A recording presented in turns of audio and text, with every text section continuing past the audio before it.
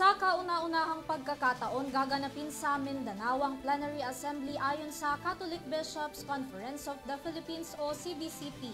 Tatalakayin rito ang aktibidad tungkol sa kinabukasan ng simbahan at sa nakatakdang Jubilee 2025 sa Pilipinas. Para sa detalye ng report, narito si Graciela Corazon.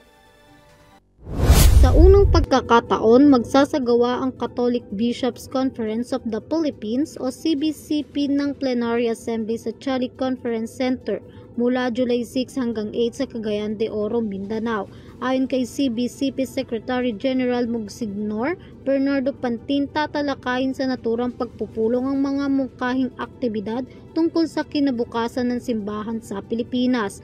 Para yan sa pagdiriwang ng Jubilee 2025 sa Pilipinas. Binubuo yan ng 83 na aktibong obispo at 5 prize administrator, habang 39 honorary member naman ng CBCP para yan sa kanilang 128 plenary assembly.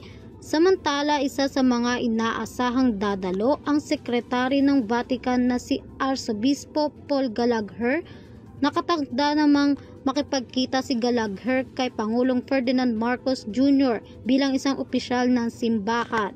Para sa EuroTV News, Ella Corazon, sumasaludo sa bawat Pilipino.